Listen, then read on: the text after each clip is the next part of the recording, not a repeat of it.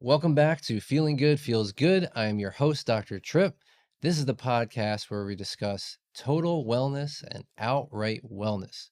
We look at wellness through four major categories: physical health, mental and emotional health, chemical and nutritional health, as well as lifestyle, habit, and environmental health. Today, we have a nutrition episode for you. One of my favorite foods that actually started out as a weed, an irritant, something that farmers wanted to get rid of. But now it's one of the most common foods eaten every day. I bet this is in your cabinet, or at least your parents' or grandparents' cabinet. We're talking about oats. Yes, the humble old school oats. You've seen the Quaker guy on the box, but maybe you haven't gone into the major health benefits inside that box. I'm going to take you through the science of oats, the benefits of eating oats, a little bit of the history about where they came from, and my own personal story about oats, why I was so excited to start eating more of them, and how I actually did it wrong that started negatively impacting my well-being, but also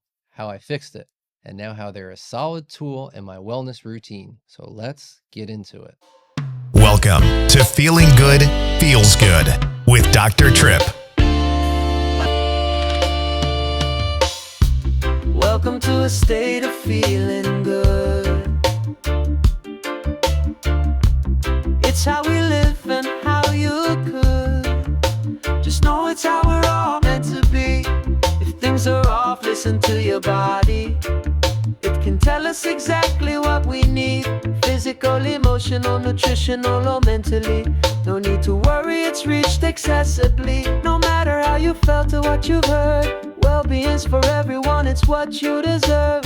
Ease and joy are yours once it's understood. No need to fear, because feeling good feels good.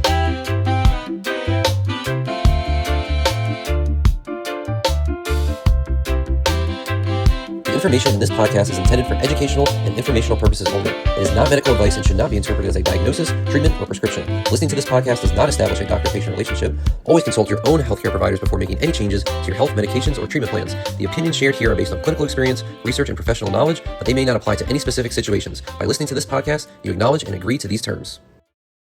So before we get into how oats help your body feel good, let's break down what oats actually are. Oats come from a plant called Avena sativa. It's a cereal grain, kind of like wheat or barley, but it's naturally gluten-free. So while oats are naturally gluten-free, most of the oats you find in grocery stores actually are not gluten-free because they're processed in facilities that make wheat and contain wheat. So if you're gluten sensitive and looking for a healthy complex carb, make sure you find certified gluten-free oats. The way oats are processed changes the way that we categorize them, and it changes the way they affect the body. We have whole grain oats, which is the full natural form. Just the husk is removed. They're chewy and they take the longest to cook.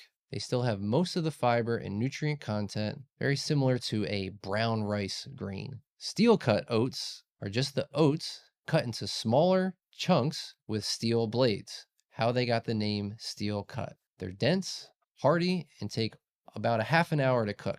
It keeps you full longer and gives you that stable energy. Rolled oats, or old-fashioned oats, are oats that have been steamed and flattened with a roller. They cook faster than steel-cut oats and have a good texture. Though they do not contain as much fiber as whole oats, they still retain a good amount. This is my favorite. It's a solid option. I'm all about ease, finding ways to feel good in easy ways. Not lazy, but practical. And to me, this is the best way to cook oats without too much stress or strain and still retaining a lot of the health benefits that we're going to get into. I do highly recommend that you buy oats organic.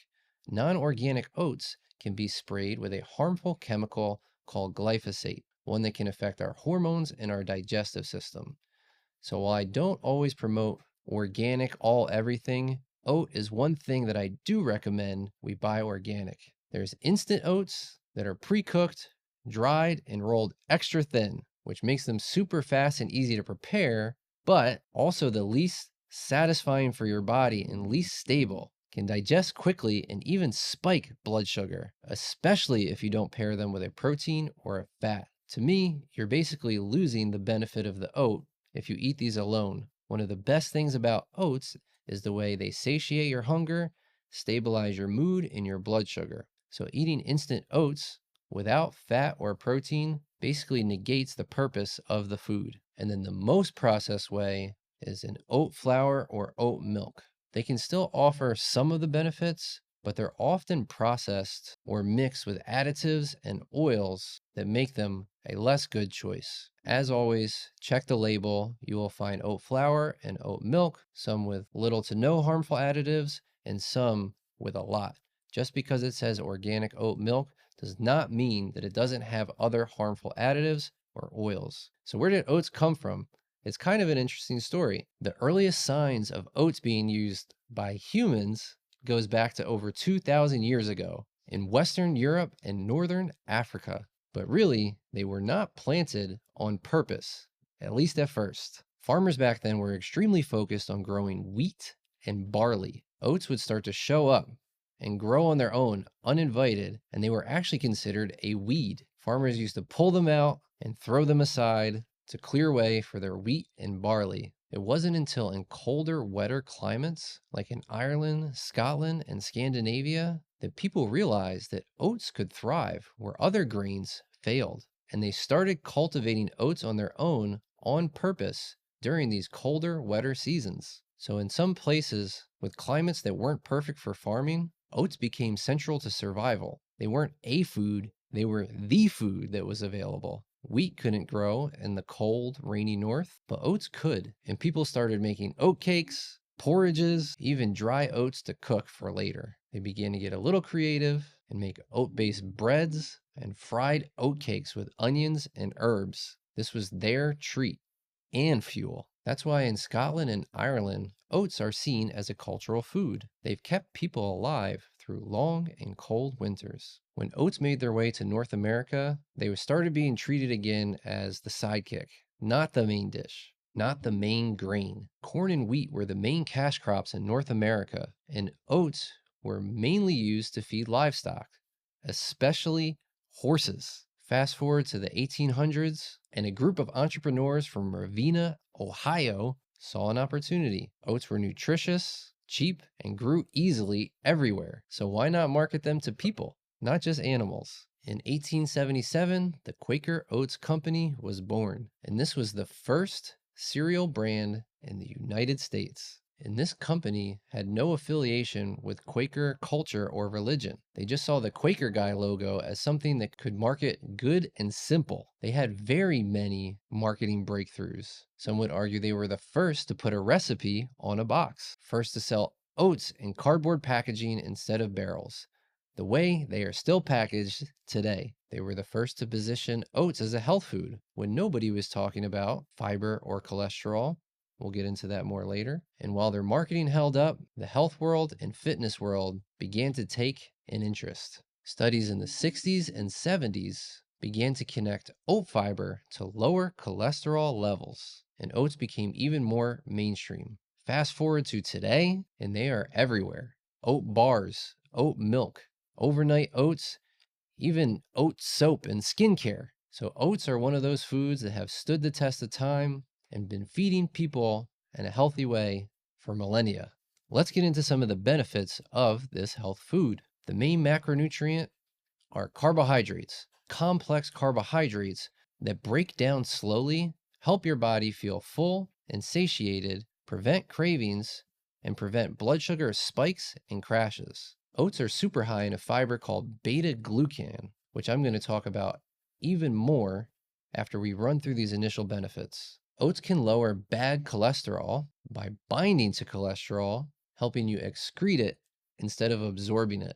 One of the main things that made me interested about eating oats is that they are prebiotics. They feed your healthy gut bacteria. And if you've been listening to this podcast for any amount of time, you know that not only supports digestion, but supports decreasing systemic inflammation, one of the major causes of long-term disease and illness. By lowering bad cholesterol, stabilizing blood sugar, and reducing inflammation, gives oats the power to reduce the risk of heart disease. There's an antioxidant that only oats contain, avenanthramides. Avenanthramides have been shown to reduce inflammation improve blood vessel function, and even have anti-itch and antihistamine properties. Yes, reducing itching. So oats don't just fuel your body, they help it have calm, sustained energy. The main thing that we need to discuss a little bit more are beta glucans. This is the soluble fiber I mentioned earlier, and this is the main thing that attracted me to eating more oats.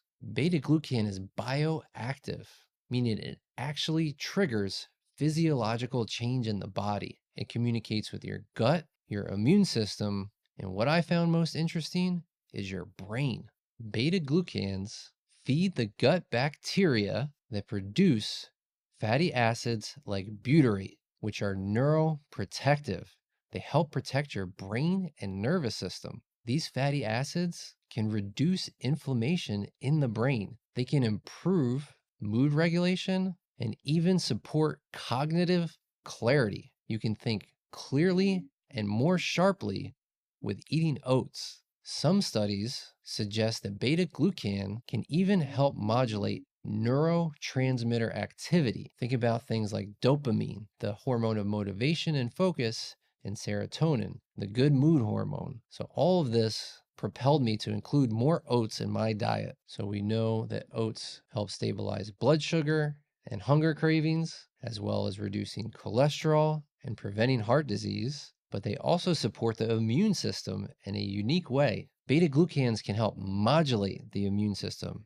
So what does this word modulate mean? I may have mentioned it a few times. Think of modulate as like moderate. It can help calm an overactive immune system and help stimulate an underactive immune system when it's needed more. Beta glucans bind to receptors in your immune cells, literally helping your immune system recognize threats more easily. This can even help reduce frequency and severity of people who have chronic upper respiratory tract infections, especially with related to stress. So who can take this information and apply it right away? People at risk of high cholesterol or heart disease, people managing their blood sugar, diabetes or prediabetes, or someone just crashing after meals, especially with too many carbs. Active lifestyle athletes, especially endurance athletes who need longer sustained energy from their carbohydrates. This can support people on a weight loss journey by helping people feel satiated and less hungry,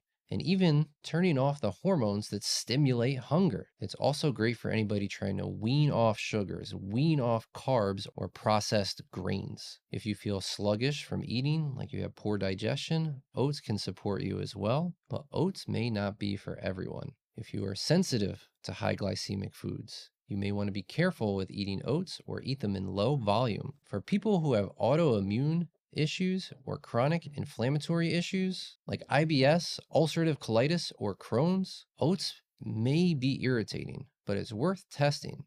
You might want to start with a very small amount and start with steel cut or cooked very thoroughly. Remember, if you're gluten sensitive, even though oats are naturally gluten-free, they are often processed in facilities with gluten.